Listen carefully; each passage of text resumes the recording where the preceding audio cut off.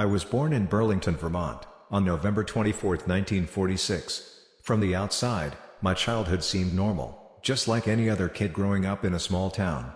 But deep within me, there was something different, something twisted that lurked beneath the surface. As a child, I had this insatiable curiosity, a need to explore and push boundaries.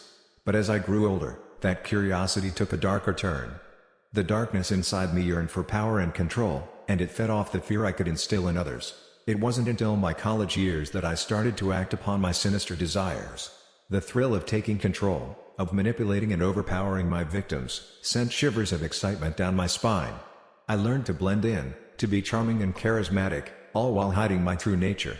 One by one, the victims fell prey to my twisted fantasies. Their lives ended abruptly, stolen from them by my own hands. Some were strangled, others bludgeoned, and a few were even sexually assaulted.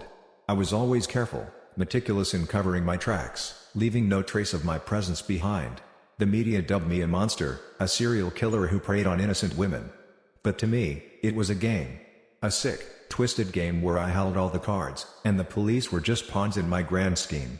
I traveled from state to state, leaving a trail of death and despair in my wake. I evaded capture for years, always staying one step ahead of the authorities. But even as I continued my killing spree, the darkness inside me grew stronger. It demanded more blood, more suffering.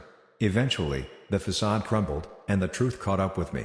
I was arrested in 1978 and faced trial for my heinous crimes. The courtroom was filled with anger and hatred, but I reveled in it. I was at the center of attention once again, the puppet master controlling the emotions of those around me. During the trial, I played mind games with the jury, trying to manipulate them just as I had manipulated my victims. But despite my efforts, the evidence against me was overwhelming. I was found guilty and sentenced to death. In the end, the darkness that had consumed me throughout my life was snuffed out by the state-sanctioned execution. On January 24, 1989, I drew my last breath. As I reflect upon my life, I realize that my story is one of darkness, pain, and the unimaginable suffering I inflicted upon others. But in some twisted way, I relished every moment of it. I was a predator, a hunter who preyed upon the innocent. And even in death, my name lives on, forever etched in the annals of history as one of the most notorious serial killers the world has ever known.